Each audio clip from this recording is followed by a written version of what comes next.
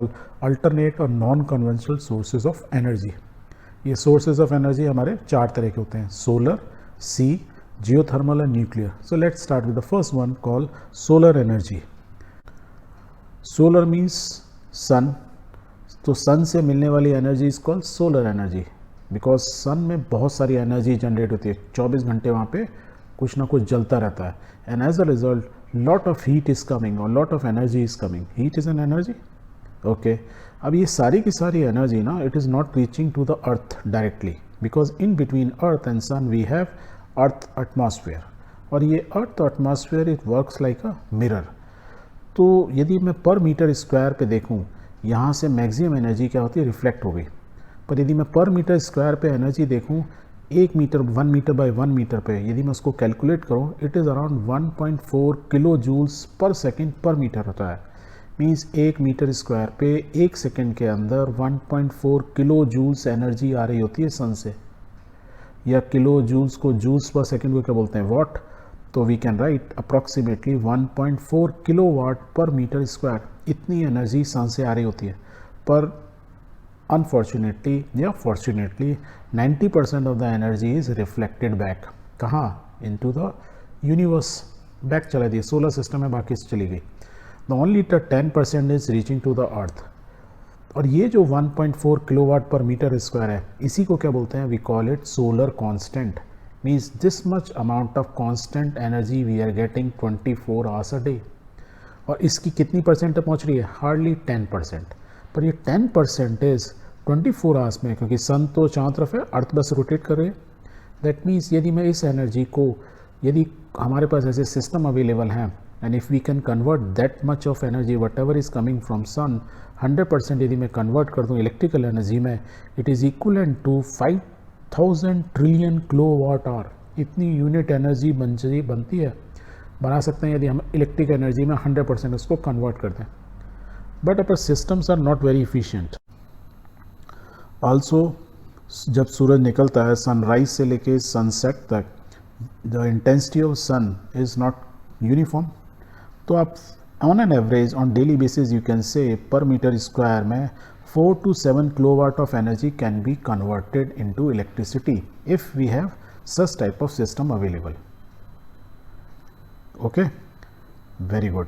अब एक एक्सपेरिमेंट करते हैं कि सन से जो एनर्जी आ रही है whether it is a energy और नॉट। वैसे आपको मालूम है it is an energy, but still let's do an experiment. एक फ्लास्क लो, उसमें पानी भर लो और उसको वाइट कपड़े से या किसी वाइट चीज़ से उसको लिपेट दो। सिमिलरली एक अनदर फ्लास्क लो, उसमें भी पानी भरा हुआ, उसको एक ब्लैक पीस से ढक दो और इसको सन की जो लाइट है उसके सामने रखा रहने दो and let it keep it for से फ्यू आवर्स। उसके बाद क्या करो, पुट अ थर्मामीटर, इसमें थर्मामीटर डालो और इसमें थर्मामीटर डालो। Now if I ask you किसका टेम्परेचर ज़्यादा होगा, तो यू विल फाइंड जो वाइट है उसका टेम्परेचर कम होगा एंड जिसको अपने ब्लैक चीज़ से ढका है उसमें जो पानी का जो टेम्परेचर होगा इट इज़ मोर। ऐसा क्यों हुआ? ऐसा इसलिए हुआ कि वाइट वाला जो है वो it reflect most of the light, whereas black क्या करता है, इट ऑब्जर्व लाइट या एनर्जी को ऑब्जर्व करता है। कहने का मतलब इससे एक हमको नई चीज़ मालूम चली, मैं इसमें ऐसी कोई मशीन बनाऊं जो सन की एनर्जी को जितना ज़्यादा ऑब्जर्व करेगी उतनी ज़्यादा हीट प्रोड्यूस कर देगी।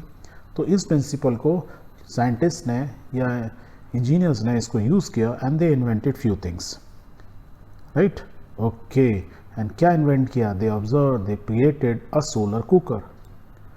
सोलर कुकर मीन्स वो कुकर, वो खाना बनाने की मशीन या वो बॉक्स जिससे आप खाना बना सकते हैं सोलर एनर्जी से डायरेक्टली। आपने चावल रखे, पानी डाला, इस बॉक्स को बंद किया, this is a mirror, which is a transparent mirror, so that sun की जो रेज हैं डायरेक्टली अंदर आ रही हैं।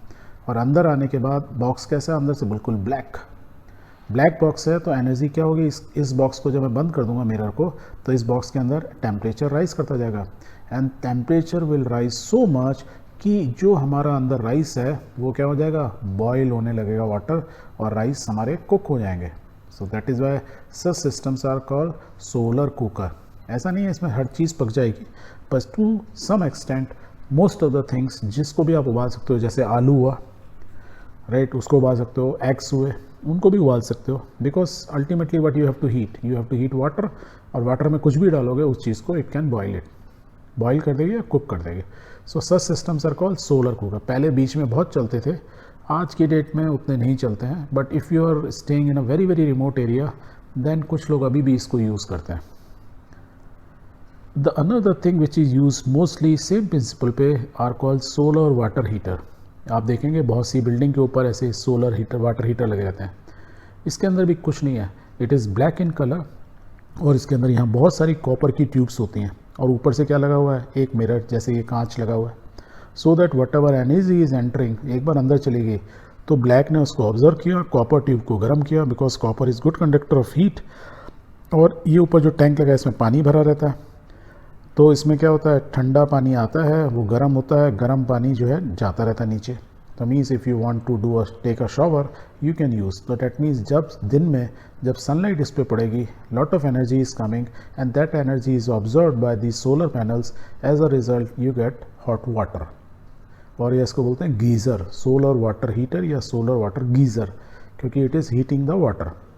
प्रिंसिपल क्या है, black body observes more heat compared to white body which reflect more heat। इसलिए आप देखेंगे जब गर्मी होती है तो हम ज़्यादातर क्या पहनते हैं, वाइट कपड़े, काले कपड़े नहीं पहनते हैं, सो दैट मैक्सिमम लाइट जो है वो रिफ्लेक्ट हो जाए, हीट रिफ्लेक्ट हो जाए, इससे आप कूल रहें।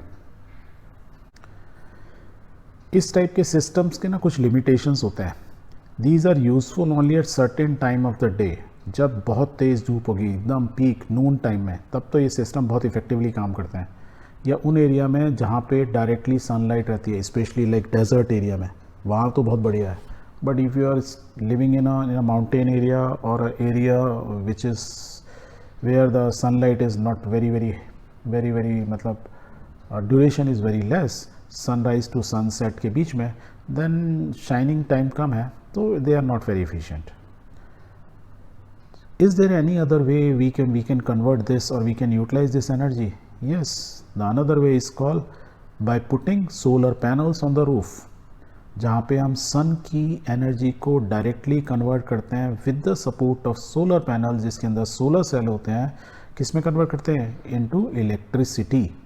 तो इलेक्ट्रिसिटी बन जाती है, सीधी सीधी सनलाइट आई, ये सोलर सेल्स क्या कर रहे हैं, उसको इलेक्ट्रिसिटी में जनरेट करते हैं, and you utilise that energy, electrical energy, अपने घर के डे टू डे वर्क के लिए, जो भी कुछ आपको करना है। अब यदि सोलर पैनल को देखेंगे, एक पैनल जो होता है उसके अंदर सबसे ऊपर एक ग्लास होता है, एक फ्रेम में एक ग्लास लगा रहता है, ग्लास के अंदर डिफरेंट लेयर्स होती हैं, बट इन टोटलिटी में ऐसे समझे एक पैनल जिसके अंदर टॉप में प्रोटेक्शन के लिए ग्लास, उसके अंदर बहुत सारे सोलर सेल्स लगे होते हैं, 1 2 3 4 5 6 है ना, बहुत सारे ऐसे सो मैनी सोलर सेल्स होते हैं। और फिर नीचे एक और शीट होती है, प्रोटेक्शन शीट, उसके बाद बैक शीट, और पीछे जंक्शन बॉक्स, जिसमें मीन्स ये जो सोलर सेल एक दूसरे से इंटरकनेक्टेड होते हैं और उनका कनेक्शन इस वायर के थ्रू यहाँ कनेक्टेड होता है, सो दैट इससे जो भी इलेक्ट्रिसिटी जनरेट हो रही है वो बाहर आ जाती है। तो this is the part of solar panel. यदि किसी सोलर सेल को देखें, एक इंडिविजुअल सेल को देखें, तो वो एक्स्ट्रा छोटा सा होता है। ये ना एक स्पेशल टाइप के मटेरियल से बना होता है, उसको बोलते हैं क्रिस्टलाइन सिलिकॉन। क्या होता है, क्रिस्टलाइन सिलिकॉन। सिलिकॉन के क्रिस्टल्स, ये छोटे छोटे क्रिस्टल्स होते हैं।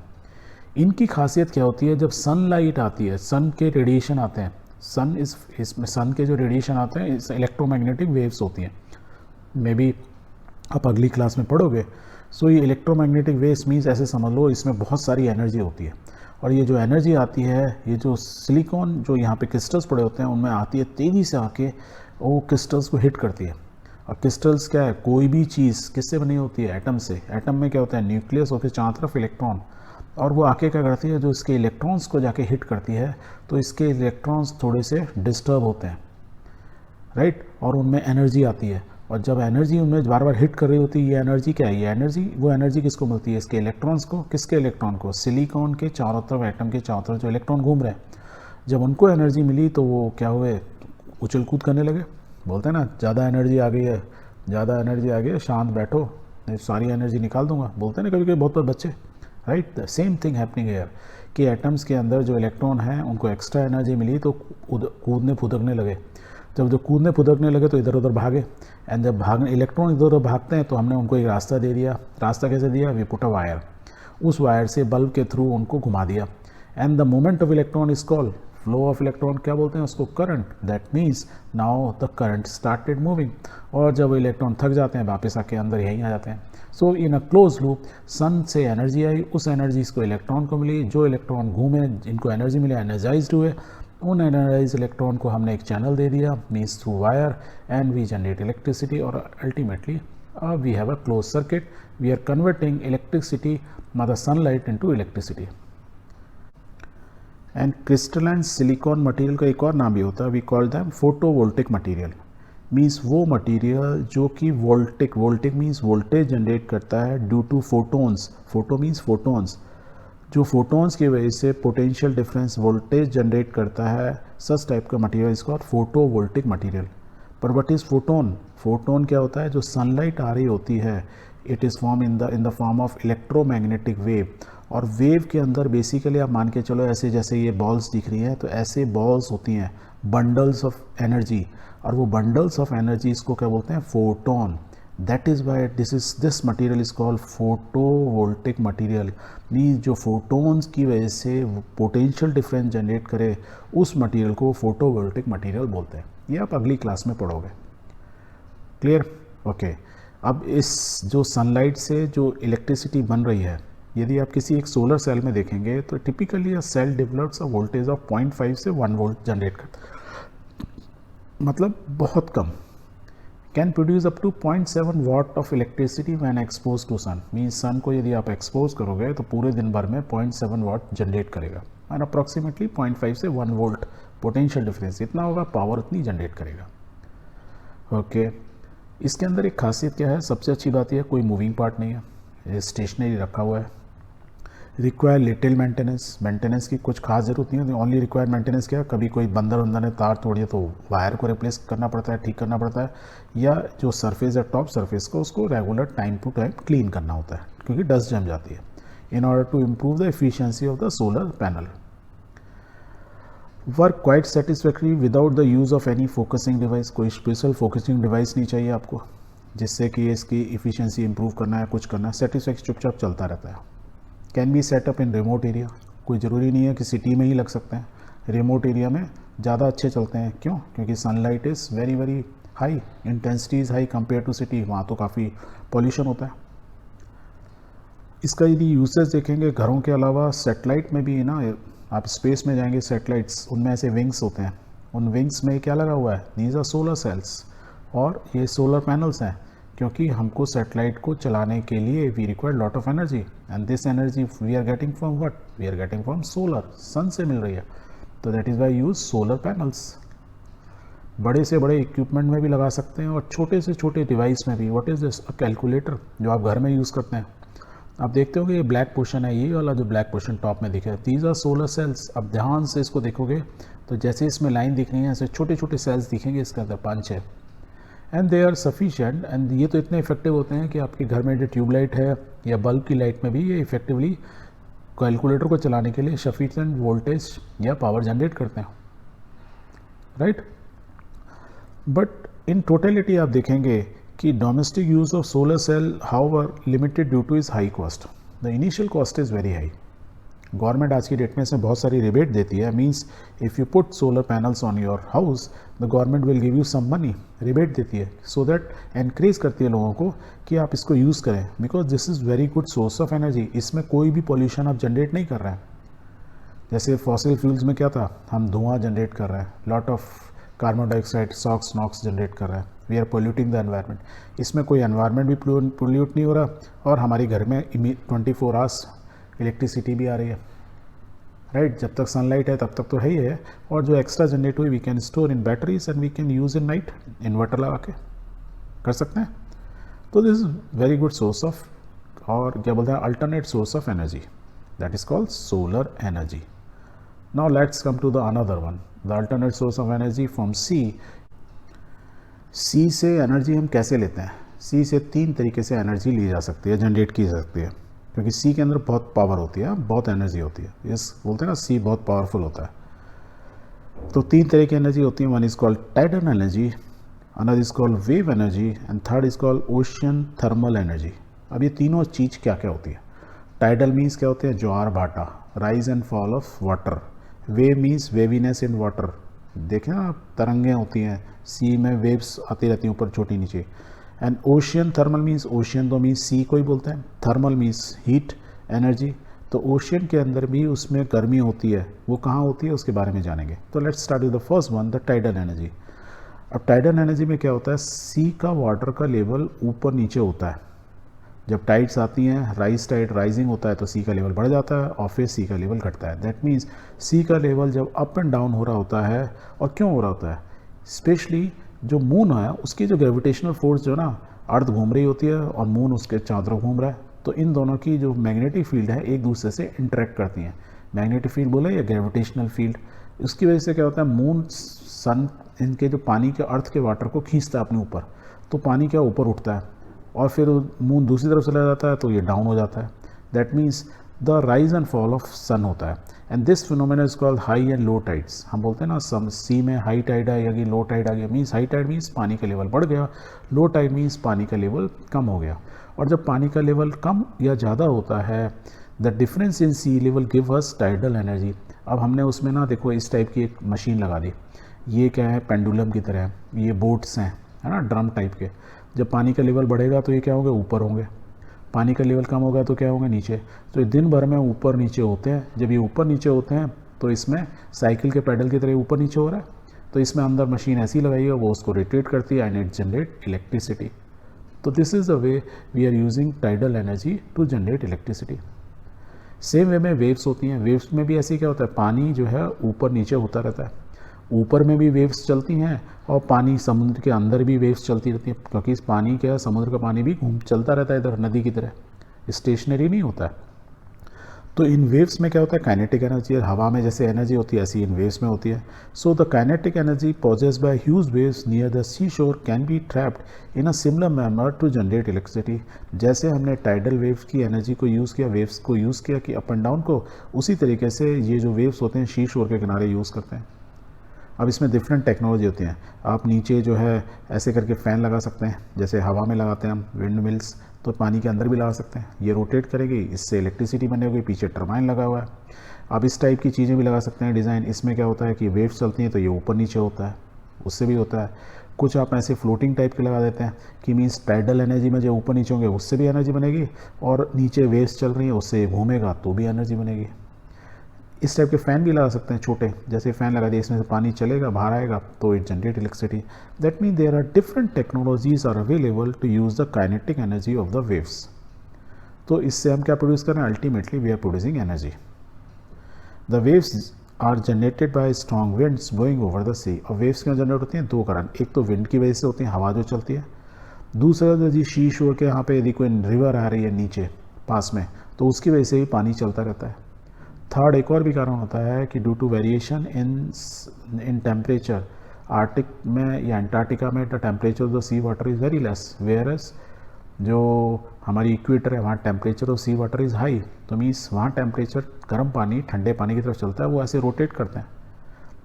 यदि आप अर्थ का पूरे का मैप देखेंगे तो you will see the water is moving, and that water is moving means it is generating, it is having kinetic energy. उस काइनेटिक एनर्जी को हम यूटिलाइज कर रहे हैं टू जनरेट इलेक्ट्रिसिटी, तो उसको क्या बोलते हैं, basically wave energy. Now the third one is called ocean thermal energy. तो ओशियन में थर्मल एनर्जी आई कहाँ से, कहाँ से आई, क्यों, ये यहाँ से आई। ध्यान से देखो इस डायग्राम में, सी का जो लेवल है, ये जो पानी दिख रहा है आपको, इधर राइट में भी देख लो, इधर देखो, टॉप में सन की रेस पड़ रही है, दैट मीन्स ऊपर का पानी मेरा गर्म होगा, और पानी भी गर्म होता है तो हमेशा ऊपर ही रहता है। तो जैसे समुद्र बहुत गहरे होते हैं, दैट मीन्स मैं डीप सी में जाऊंगा, the more we go down you will find the temperature of water is less as compare to the water temperature at surface. That means there is a difference between two temperatures, जो ऊपर वाला पानी और जो नीचे गहराई में जो पानी है उसमें देर इज़ अ डिफरेंस।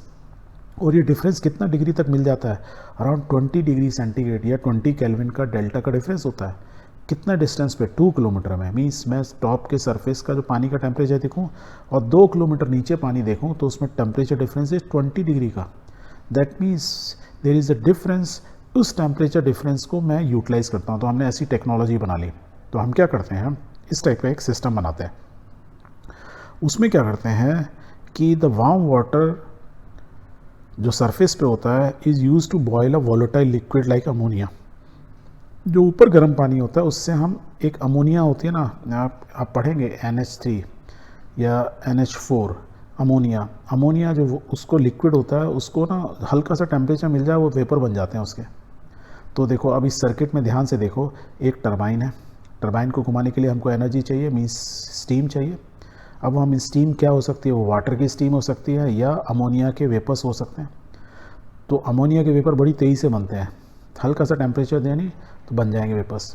तो हम क्या करते हैं, एक हीट एक्सचेंजर होता है, उसमें हम इस सर्किट में ना अमोनिया चलता है, अमोनिया के वेपर आए, यहाँ पे टरबाइन को घुमाया और उसको ना अमोनिया के वेपर जब इस साइड से निकले उसको हमने तेज़ी से ठंडा किया। ठंडा कैसे किया, नीचे से बिल्कुल 2 किलोमीटर नीचे से पानी को लाया, बिल्कुल ठंडा पानी है 5 डिग्री सेंटीग्रेड में, वहाँ पे पंप लगा रखे हमने। वो पानी यहाँ से आया, ठंडा पानी पंपिंग करके यहाँ लाए, इस हीट एक्सचेंजर में से पास हुआ जिसमें से अमोनिया आ रही है, जो अमोनिया एनर्जी का, तो इसको क्या लिक्विडिफाइड करेगी। जैसे ही लिक्विड होगा, वेपर से लिक्विड बना तो यहाँ वैक्यूम क्रिएट होगा। कहाँ वैक्यूम क्रिएट होगा, टरबाइन के नीचे वाले पाइप में। जैसे ही यहाँ वैक्यूम क्रिएट होगा तो हमने क्या किया, ये ऊपर से प्रेशर से हम स्टीम दे रहे हैं, किसकी, अमोनिया की, वो इस टरबाइन को घुमा रही है। वैक्यूम है तो और ज़्यादा तेज़ी से घूमेगा टरबाइन, टरबाइन घूमेगा तो इलेक्ट्रिसिटी जनरेट होगी। और ये जो ठंडा लिक्विड है यहाँ पे हमने फिर एक पंप लगाया हुआ है, वो इस लिक्विड को यहाँ पे वापस ला रहा है इस दर ऊपर। और जब ये ऊपर ला रहा है तो यहाँ पे हमने एक पंप लगाया हुआ है, गर्म पानी इसमें से होके इधर बाहर निकल रहा है। जब इधर बाहर निकल रहा है, क्योंकि गर्मी का टेम्परेचर कितना ऊपर वाले पानी का 25 डिग्री सेंटीग्रेड, वो क्या करता है, is sufficient to vaporise the ammonia liquid. फिर वो वेपर बन जाएगा, फिर वो vapour, that means this cycle continuous, as a result we generate electricity. तो इसको बोलते हैं ओशियन थर्मल एनर्जी। क्लियर हो गया, समझ में आ गया, very good. Okay, now comes to the second last form of energy called geothermal energy. Thermal again is heat, is the energy, जिससे एनर्जी मिले, हीट से जो एनर्जी मिले। जियो मीन्स अर्थ, अर्थ के अंदर भी बहुत एनर्जी होती है।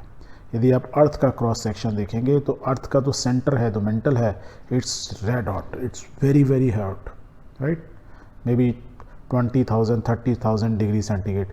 और जैसे जैसे हम सेंटर्स के, अर्थ के सेंटर से बाहर आते जाते हैं तो अर्थ का टेम्परेचर ड्रॉप होता जाता है। मीन्स यहाँ से जाते हैं, जो डार्क कलर दिखा रहा है it is drop in temperature.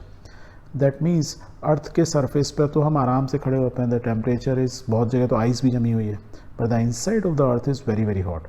तो हम इसी एनर्जी को यूज़ जब करते हैं तो उसको बोलते हैं जियो थर्मल एनर्जी। ये थर्मल एनर्जी है, हीट एनर्जी, इसका यूज़ करते हैं in order to generate steam. और स्टीम से फिर क्या जनरेट करते हैं, वी प्रोड्यूस इलेक्ट्रिसिटी। तो इसका अरेंजमेंट कुछ इस टाइप का होता है। तो हम क्या करते हैं, 2 पाइप्स को ड्रिल करते हैं ग्राउंड में।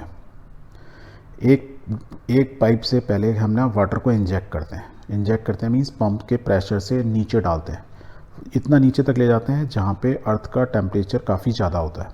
And as a result water start boiling.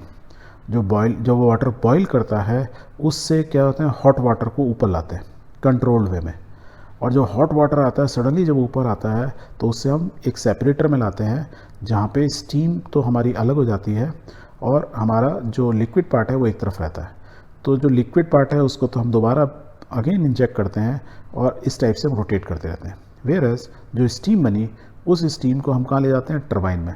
और you know very well, turbine में एक बार हमको स्टीम मिल गई, स्टीम में एनर्जी है, वो एनर्जी से क्या होता है, टरबाइन रोटेट होता है, टरबाइन के साथ जनरेटर जोड़ा होता है, जनरेटर से इलेक्ट्रिसिटी प्रोड्यूस होती है, राइट। और हमारा जनरेटर रोटेट करेगा, जितना ज़्यादा रोटेट करेगा उतनी ज़्यादा इलेक्ट्रिसिटी प्रोड्यूस होगी। जब इसने स्टीम ने अपनी एनर्जी दे दी, ताकत दे दी, तो क्या हुई, वो थोड़ी ठंडी हुई। जो ठंडी हुई तो लिक्विडिफाइड हुई, तो वो कहाँ जाती है, कंडेंसर में। कंडेंसर में क्या है, पानी आ रहा होता है एक तरफ से ठंडा पानी, और दूसरी तरफ से गर्म पानी बाहर निकल रहा होता है। क्यों कर रहे होते हैं, क्योंकि जो भी स्टीम आ रही है उसको हम कंडेंस करते हैं, ठंडा करते हैं। ठंडा करने से बेनिफिट क्या होता है, जैसे हम इस पाइप में, इस पोर्शन में, टरबाइन के इस पोर्शन में जब उसको ठंडा करेंगे तो स्टीम का वॉल्यूम बहुत ज़्यादा है, पानी का वॉल्यूम बहुत कम है, तो यहाँ क्या क्रिएट होता है, वी क्रिएट वैक्यूम। वैक्यूम होने की वजह से ये स्टीम और तेज़ी से आती है और टरबाइन और तेज़ी से घूमता है। वेयर एज हम पानी यहाँ कंटिन्यूस इंजेक्ट करते जा रहे हैं, स्टीम जनरेट हो रही है, as a result we are producing electricity, and this is what is called geothermal energy या पावर प्लांट्स। ऐसे पावर प्लांट दुनिया में बहुत कम जगह पे हैं वहीं पर हैं जहाँ पर आपने देखा हो गीज़र्स वगैरह होते हैं, natural geysers. Natural geysers means जहाँ से अर्थ के बॉटम में से गर्म गर्म पानी बाहर आता रहता है, वहीं पर ऐसे प्लांट्स लगाए जाते हैं। और इसमें लगाने में थोड़ा सा रिस्क भी रहता है, lot of technology is required. तो ऐसे आप देखेंगे वर्ल्ड वाइड तो फ्यू कंट्रीज़ ही हैं, जैसे न्यूजीलैंड है, यूनाइटेड स्टेट है, वहाँ पे आपने जियो थर्मल पावर प्लांट्स लगे हैं जहाँ पे सरफेस का temperature is very very near to zero, और वहाँ पे या तो ठंडे एरिया बहुत ही ज़्यादा बर्फ़ गिर रही है, where the inside of the earth is very hot, and they are utilising that energy, and this energy is a continuous source. ये इसका अच्छा पार्ट है, आपको कुछ नहीं करना है, बस एक बार प्लांट लग गया so continuously you are generating electricity. Clear? Very good. The another alternative source of energy is called the nuclear energy, which is the latest one. Nuclear power plants आपने नाम सुना होगा, राइट? पूरी दुनिया में है। दो तरह के न्यूक्लियर पावर प्लांट्स होते हैं where we use the nuclear energy of the atom. एक एटम को आपको याद है, उसके अंदर एक न्यूक्लियस होता है, राइट? तो दो एटम्स को यदि मैं जब एक बड़े एटम को जब मैं दो पीस में तोड़ता हूँ, that is called nuclear fission. उस रिएक्शन को बोलते हैं कि मैंने बड़े एटम को तोड़ के दो पीसेस में कर दिया। एक दूसरे टाइप का न्यूक्लियर रिएक्शन होता है जहाँ पे दो एटम्स को मैं जोड़ता हूँ, फ्यूज़ करता हूँ, that is called nuclear fusion. दो छोटे एटम्स को जोड़ दिया। एटम का टूटना या एटम का दो एटम्स का जुड़ना, दोनों केस में the reaction is exothermic reaction, lot of heat is produce. कैसे? ऐसे होता है। ये हमारा एक जो है बड़ा न्यूक्लियस हुआ, राइट? उसके अंदर बहुत सारे न्यूट्रॉन एंड प्रोटॉन है। इसमें हमने बाहर से एक न्यूट्रॉन से इसको हिट किया। जैसे ही हमने इसको हिट किया तो ये टूटना शुरू हुआ, और ये टूट के दो अलग अलग न्यूक्लियस में बन गया। एंड ऐसे बहुत सारे जो बड़े जो न्यूक्लियस होते हैं, लाइक यूरेनियम, प्लूटोनियम, थोरियम, ये होते हैं न्यूक्लियर प्लांट्स में यूज़ किए जाते हैं। इनको तोड़ा जाता है, किससे? न्यूट्रॉन उस पर स्प्रे किए जाते हैं, हिट किए जाते हैं। वो हिट करते हैं तो ये दो पीसेस में जब टूटते हैं तो it produce lot of energy, and this product is called fusion reaction. Means uranium टूट के कुछ और एटम बन गया किसी और चीज़ का, और जब ये रिएक्शन हो रहा होता है और जब हम न्यूट्रॉन की स्प्रे कर रहे होते हैं तो वो इस पर भी गिरता है, एनर्जी प्रोड्यूस हुई। फिर ये जो बहुत सारे जो एटम्स बने, उससे छोटे मॉलिक्यूल्स बने, नॉट मॉलिक्यूल्स, एटम्स बने जिनका न्यूक्लियस छोटा है अब इस यूरेनियम प्लूटोनियम से, तो वो क्या करेगा? इसको फिर फर्दर क्या करता है? ब्रेक करता है, एंड देन ये फिर ब्रेक होते हैं और छोटे रिएक्शन और एटम्स बनते हैं। तो एज अ रिजल्ट एक बड़े एटम से हमने छोटा एटम बनाया, उससे छोटा एटम बनाया, such type a chain reaction started. एक बार आपने हिट किया, और आपको मालूम ही है एक छोटे से पीस के अंदर n number of billions and millions and trillions of nucleus होते हैं। तो आपने एक को हिट किया तो chain reaction start, that means now reaction is happening. एक बड़ी चीज़ टूट के छोटी और छोटी और छोटी और छोटी और छोटी होती जा रही है, राइट? टिल कि इतनी छोटी हो जाए कि अब उससे छोटा न्यूक्लियस से कुछ नहीं हो सकता है। और एक दिन में नहीं होता है, it takes time, but it generate lot of heat, बहुत ज़्यादा हीट जनरेट करता है, and the such a reaction are called nuclear fusion. Clear है? इसमें जो एनर्जी प्रोड्यूस होती है इट इज़ एनॉर्मस। वो एनर्जी निकाल सकते हैं, बिकॉज यहाँ कर रहे हैं मास को कन्वर्ट कर रहे हैं किस में? एनर्जी को। तो फार्मूला वही आइंस्टीन का फार्मूला होता है, E = mc²। इतनी एनर्जी जनरेट होती है। और यदि आप देखें तो ये न्यूक्लियर, आपने बम सुना होगा, न्यूक्लियर बम में क्या होता है? The same type of thing exactly. जब आपने गिराया बम तो उससे इतनी एनर्जी प्रोड्यूस हुई, इतनी एनर्जी प्रोड्यूस, सब कुछ खत्म हो गया आसपास का। पर न्यूक्लियर एनर्जी के जो आपने बम सुने होंगे उसमें फ्यूजन रिएक्शन नहीं होता, उसमें कौन सा रिएक्शन होता है? फ्यूज़न। फ्यूज़न मीन्स दो एलिमेंट्स जुड़ते हैं। फिर तो दो तरह के बम हो सकते हैं, न्यूक्लियर फिजन और न्यूक्लियर फ्यूजन। तो एक तरह का बम होता है हाइड्रोजन बम, जहाँ दो हाइड्रोजन के एटम मिलके क्या बनाते हैं? Helium. And when this happens lot of heat is generated, and such a bomb is called hydrogen bomb. तो हाइड्रोजन बम का नाम सुना होगा आपने कि हाइड्रोजन बम गिराया था कहीं पर। तो जब न्यूक्लियर फ्यूजन, जो यदि बम इस कॉन्सेप्ट में बना हो कि बड़ा न्यूक्लियस छोटे में होगा, उसमें भी एनर्जी प्रोड्यूस, पर एक टाइम के बाद जाके वो रुक जाएगा। वेयर एज न्यूक्लियर फ्यूजन होगा तो एक एटम, छोटा एटम होगा, बड़ा एटम और बड़े एटम मिलकर और बड़े होगा, तो इट इज़ वेरी डेंजरस। इसको कंट्रोल करना is literally impossible. So hydrogen bomb is very very dangerous. यदि न्यूक्लियर प्लांट को देखेंगे वो आपको कुछ देखने में ऐसे लगते हैं, उसमें भी बड़े बड़े ये क्या होते हैं? ये कूलिंग टावर है जो पानी को ठंडा कर रहे होते हैं। इसके अंदर भी टर्बाइंस होते हैं। अब इसको चलो समझ लेते हैं, तब आपको क्लियर होगा। सो वी हैव अ ये जो इस टाइप का डोम टाइप का पार्ट दिख रहा है, this is called the nuclear reactor. इसमें आप देखोगे तो ये है एक येरा, एक येरा, एक येरा, देखो 3 दिख रहे हैं ना आपको, 1 2 3, ये 3 है। तो ये डोम टाइप के। अब ये डोम टाइप के इसलिए होते हैं क्योंकि इसको बनाने की इस टाइप का जो स्ट्रक्चर होता है, इट्स वेरी स्ट्रॉन्ग स्ट्रक्चर, इसलिए ये इस टाइप के होते हैं। पहला, इसके अंदर जो है हमारा ये कोर होता है जिसके अंदर हमारे न्यूक्लियर, यूरेनियम, प्लूटोनियम, है ना, उस टाइप के मटेरियल यहाँ रखा है, रेडियो एक्टिव मटेरियल होते हैं जिनसे रेडिएशंस निकलते हैं। उसी पे हम क्या करते हैं कि, और इसको कंट्रोल करने के लिए कंट्रोल रॉड्स होती हैं। ये आप बड़ी क्लास में जब पढ़ोगे न्यूक्लियर रिएक्शन तब आपको क्लियर होगा। तो ऐसे समझो, इसके अंदर वो रिएक्शन हुआ, हीट एनर्जी प्रोड्यूस हुई, तो इसको हम ठंडा करने के लिए करते हैं पानी, लॉट ऑफ वाटर हम लोग उसमें पंप करते हैं।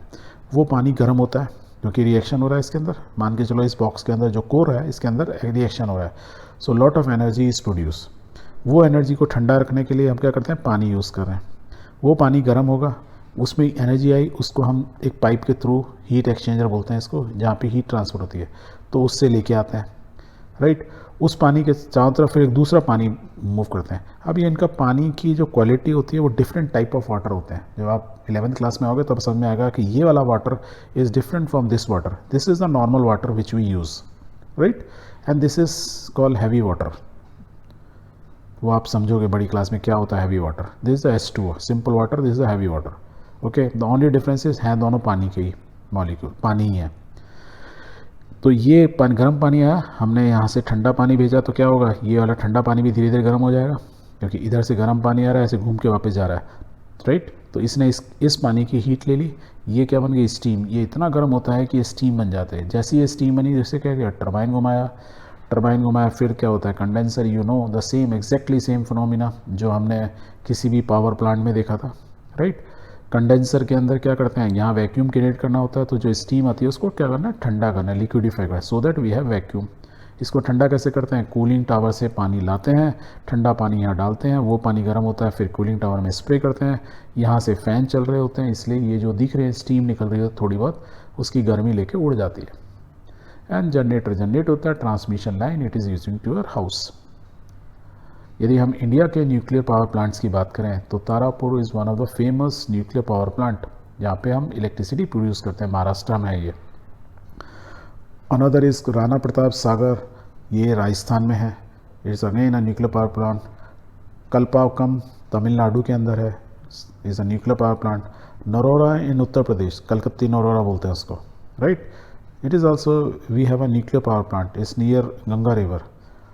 क्यों नियर द रिवर है, because we require lot of water. इसलिए न्यूक्लियर पावर या तो सी बीच के किनारे होते हैं या किसी बड़ी रिवर के पास होते हैं। Rana Pratap Sagar is a dam, उसके पास में है। Narora is near Ganga, Tarapur is near sea, right. Kalpakkam again near the sea. Kakrapar Gujarat, it's again near the sea. So these are few famous nuclear energy power plants. Kaiga is in Karnataka. But in totality, दो nuclear energy से हम electricity बनाते हैं, is very efficient way of generating electricity, but it's very dangerous also. In case यदि कुछ यहाँ पे हो गया तो हमारा एक न्यूक्लियर ब्लास्ट हो सकता है, राइट। इसलिए बहुत ही कंट्रोल वे में करना पड़ता है काम। But still whatever we are generating, इसमें बहुत सारे लोग भी, बहुत सारी प्रॉब्लम, क्योंकि यदि इस पाइप में लीक हुआ तो वो इस स्टीम में आ जाएगा, इस स्टीम में यदि कुछ फ्लोर लीक हुआ तो इस वेपर में न्यूक्लियर रेडिएशंस आ जाएंगे। इस वजह से आसपास के लोग जो है ना बड़े इसको विरोध करते हैं कि they do not want nuclear energy power plant in their area. आपने बहुत बार सुना भी होगा, बहुत विरोध होता है इनका, क्योंकि कभी भी फट गए, जैसे जापान में फुजिका न्यूक्लियर पावर प्लांट था, वहाँ पे प्रॉब्लम हो गई थी, राइट। एंड कितने सालों तक सी में कितनी सारी फिश मर गई, लोगों ने बहुत विरोध किया था उसका। तो इनको कंट्रोल करना, रूल्स एंड रेगुलेशन से फॉलो करना, प्रॉपर मेंटेनेंस करना, it's a difficult, it's a costly affair, but it's very good source of energy. Otherwise यदि सब कुछ कंट्रोल में, there is no pollution. In India, we produce around 3% of the total electricity generation as of now through nuclear energy. हमारे देश में होती है। So this is the last or alternative source of energy, which is called nuclear energy. So this way we have completed this chapter.